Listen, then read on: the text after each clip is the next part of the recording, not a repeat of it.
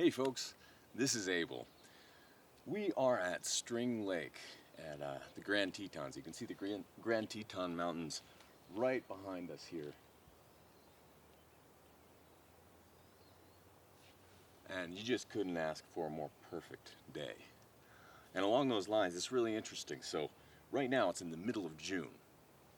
If you look behind me, you can see a lot of snow up there.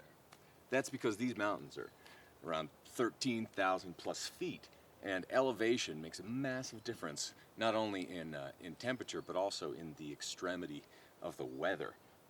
Up there, you can get storms any time of year, snow any time of year. We live at 8,000 feet in Colorado, and sometimes in May or in June, you'll get a big snowstorm with multiple feet of snow. But I'll say, having spent the last 10 or so years in Austin, Texas, that we appreciate the cold nights. Where we're camping right now, even though it's the middle of June, it's been about 40 degrees at night, and that's pretty dang nice. So soak it in.